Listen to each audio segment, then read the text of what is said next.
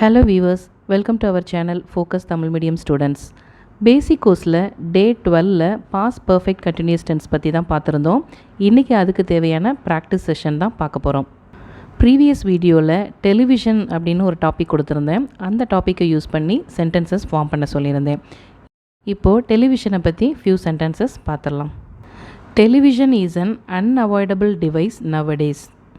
இப்போ உள்ள காலகட்டத்தில் டெலிவிஷன் அவாய்ட் பண்ண முடியாத ஒரு டிவைஸாக இருக்குது. It helps to get the news of different countries. இது பல நாடுகளோட செய்திகளை பெறுவதற்கு உதவுது. It gives us knowledge and social awareness. இது நமக்கு அறிவையும் சமூக விழிப்புணர்வையும் தருது. We had a black and white TV when I was a child. நான் குழந்தையாக இருக்கும்போது எங்ககிட்ட ஒரு black and white TV இருந்துச்சு. Nowadays, plasma, LCD and LED TVs are also available. இப்போல்லாம் பிளாஸ்மா, எல்சிடி, எல்இடி டிவி எல்லாம் கூட அவைலபிளாக இருக்குது. இப்போது பாஸ்ட் பர்ஃபெக்ட் கண்டினியூஸ் டென்ஸை பற்றி ஒரு சின்ன ரிவிஷன் பண்ணிக்கலாம்.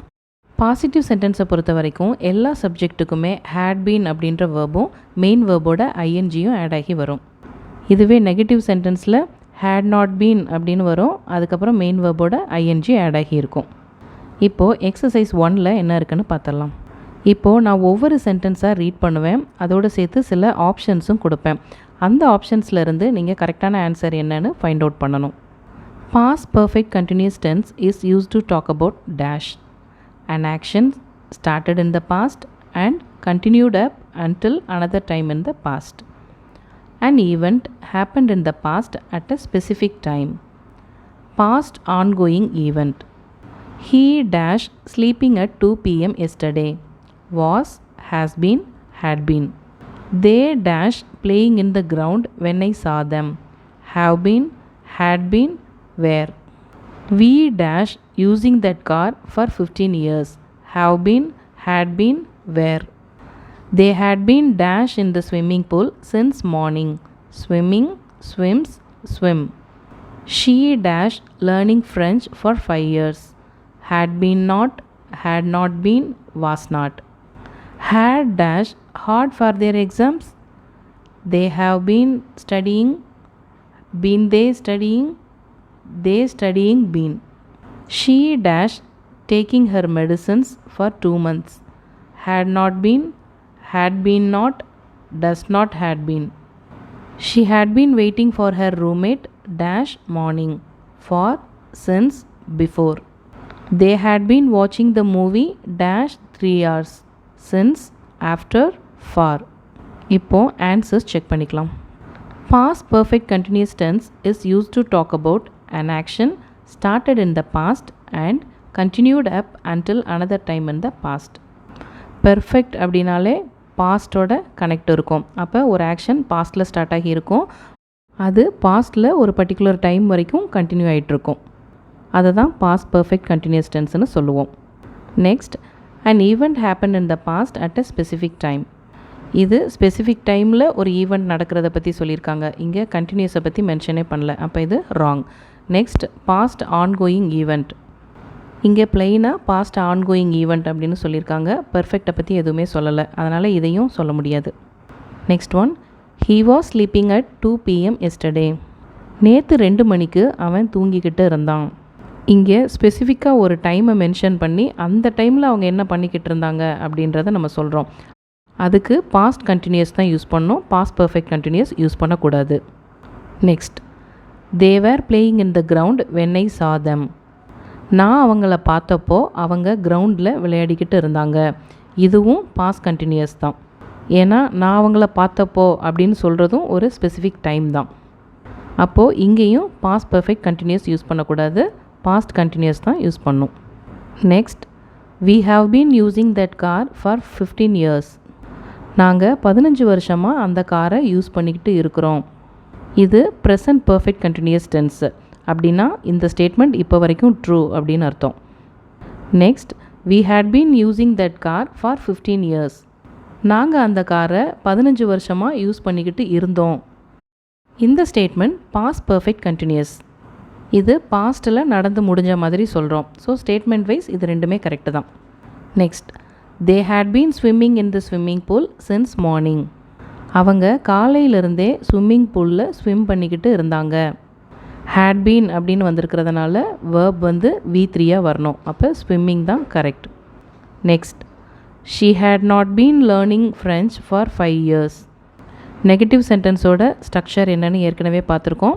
சப்ஜெக்ட் இருக்கும் அண்ட் தென் had not, அதுக்கப்புறம் been and then main verb வந்து V3 ஃபார்மில் வரும். Next one, had they been studying hard for their exams? அவங்களோட எக்ஸாமுக்கு அவங்க கஷ்டப்பட்டு படிச்சுக்கிட்டு இருந்தாங்களா? இது ஒரு கொஸ்டின் சென்டென்ஸ். பாசிட்டிவ் கொஸ்டின் சென்டென்ஸோட ஸ்ட்ரக்சர் எல்லாமே நம்ம பேசிக் கோர்ஸில் பார்த்துருக்கோம்.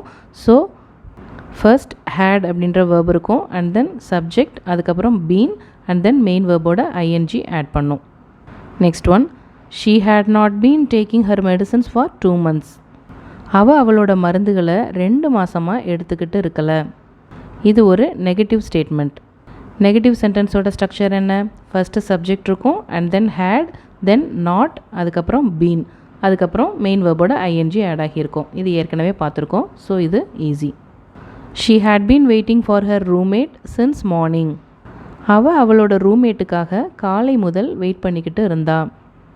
சின்ஸ்னா முதல் அல்லது இருந்து அப்படின்ற மீனிங்கில் வரும். they had been watching the movie for 3 hours.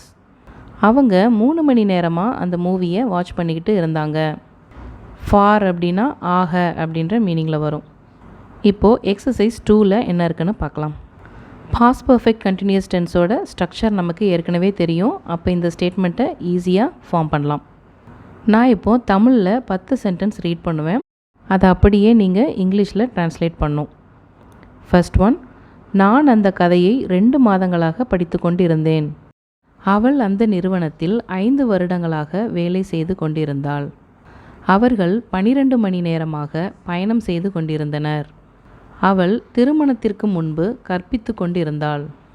காலையிலிருந்து அந்த கடையில் ஷாப்பிங் செய்து கொண்டிருந்தோம். அவள் கடந்த 5 வருடங்களாக உலகம் முழுவதும் பயணம் செய்து கொண்டிருந்தாள்.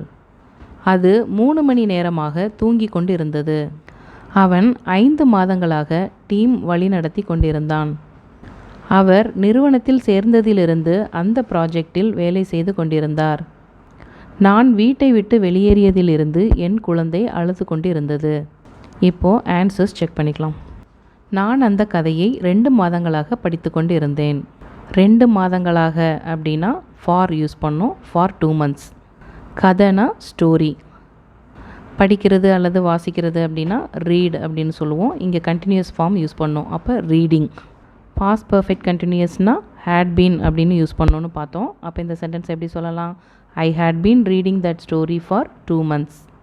அவள் அந்த நிறுவனத்தில் 5 வருடங்களாக வேலை செய்து கொண்டிருந்தாள். 5 வருடங்களாக அப்படின்னா ஃபார் 5 years அப்படின்னு சொல்லுவோம். அந்த கம்பெனி அப்படின்னா இன் தட் கம்பெனி அப்படின்னு சொல்லலாம். வேலை செய்கிறத ஒர்க் அப்படின்னு சொல்லுவோம். கண்டினியூஸ் ஃபார்ம் வரும்போது ஒர்க்கிங் அப்படின்னு வரும். அப்போது she had been working in that company for 5 years அப்படின்னு வரும்.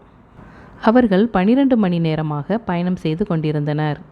12 மணி நேரமாக அப்படின்னா ஃபார் 12 hours அப்படின்னு சொல்லுவோமா? பயணம் செய்கிறத ட்ராவல் அப்படின்னு சொல்லுவோம். அப்போ இந்த சென்டென்ஸ் எப்படி சொல்லலாம்? they had been traveling for 12 hours. அவள் திருமணத்திற்கு முன்பு கற்பித்து கொண்டிருந்தாள். திருமணத்திற்கு முன்பு அப்படின்னா அதை எப்படி சொல்லலாம்? Before her marriage. திருமணத்திற்கு அப்புறம் அப்படின்னா ஆஃப்டர் ஹர் மேரேஜ். கற்பித்து கொடுத்தல் அப்படின்னா டீச் அப்படின்னு சொல்லுவோம். கண்டினியூஸ் ஃபார்ம்னா டீச்சிங். அப்போது பாஸ்ட் பர்ஃபெக்ட் கண்டினியூஸில் எப்படி சொல்லலாம்? she had been teaching before her marriage. காலையிலிருந்து அந்த கடையில் ஷாப்பிங் செய்து கொண்டு இருந்தோம். காலையில் இருந்து அப்படின்னா என்ன யூஸ் பண்ணோம்? சின்ஸ் அப்படின்ற வேர்டு யூஸ் பண்ணோம். காலை முதல் அல்லது காலையிலிருந்து அப்படின்னா சின்ஸ் அப்படின்ற வேர்டு யூஸ் பண்ணோம். அந்த கடையில் அப்படின்னா in that shop அப்படின்னு சொல்லலாம். அப்போது had been ஆட் பண்ணி எப்படி சொல்லலாம்? we had been shopping in that shop since morning. அவள் கடந்த 5 வருடங்களாக உலகம் முழுவதும் பயணம் செய்து கொண்டிருந்தாள். 5 வருடங்களாக அப்படின்னா 5 years. கடந்த அப்படின்னா பாஸ்ட் அப்படின்னு அர்த்தம். அப்போது ஃபார் த பாஸ்ட் 5 years. உலகம் முழுவதும் அப்படின்னா அரவுண்ட் த வேர்ல்டு அப்படின்னு சொல்லலாம். பயணம் செய்கிறத ட்ராவல் அப்படின்னு சொல்லுவோம். அப்போ had been யூஸ் பண்ணி எப்படி சொல்லுவோம்? she had been traveling around the world for the past 5 years. அது 3 மணி நேரமாக தூங்கி கொண்டு இருந்தது. 3 மணி நேரமாக அப்படின்னா ஃபார் யூஸ் பண்ணுவோமா? அப்போ ஃபார் 3 hours. தூங்குறது இங்கிலீஷில் ஸ்லீப் அப்படின்னு சொல்லுவோம். கண்டினியூஸ் ஃபார்ம் வரும்போது ஸ்லீப்பிங். அப்போ had been ஆட் பண்ணி எப்படி சொல்லலாம்? It had been sleeping for 3 hours. அவன் 5 மாதங்களாக அந்த டீமை வழிநடத்தி கொண்டிருந்தான். 5 மாதமாக அப்படின்னா ஃபார் 5 months அப்படின்னு சொல்லுவோமா? வழி நடத்துறதுக்கு இங்கிலீஷ் லீட். அப்போ had been ஆட் பண்ணி எப்படி சொல்லலாம்? he had been leading the team for 5 months. அவர் நிறுவனத்தில் சேர்ந்ததிலிருந்து அந்த ப்ராஜெக்டில் வேலை செய்து கொண்டிருந்தார். நிறுவனம் அப்படின்னா கம்பெனி. அங்கே சேர்ந்ததுலேருந்து அப்படின்னா சேர்றதுனா ஜாயின். அப்போது he joined the company அப்படின்னு சொல்லலாம். இதுவே சேர்ந்ததிலிருந்து அப்படின்னா since யூஸ் பண்ணுவோம். அப்போ அது எப்படி சொல்லலாம்? since he joined the company. அந்த ப்ராஜெக்ட் அப்படின்னா in that project அப்படின்னு சொல்லலாம். வேலை அப்படின்றத ஒர்க் அப்படின்னு சொல்லுவோம். அப்போ கண்டினியூஸ் ஃபார்மில் ஒர்க்கிங் அப்படின்னு வரும். had been ஆட் பண்ணிட்டா இந்த சென்டென்ஸ் முடிஞ்சிருச்சு. எப்படி சொல்லலாம்? he had been working in that project since he joined the company. நான் வீட்டை விட்டு வெளியேறியதிலிருந்து என் குழந்தை அழுது கொண்டு இருந்தது. வீட்டை விட்டு வெளியேறது அப்படின்னா என்ன சொல்லுவோம்? ஐ லெஃப்ட் ஹோம் அப்படின்னு சொல்லுவோம். அதில் இருந்து அப்படின்னா since I left home. அழுறதுக்கு இங்கிலீஷ் க்ரை. அப்போ இந்த சென்டென்ஸ் எப்படி சொல்லலாம்? My baby had been crying since I left home.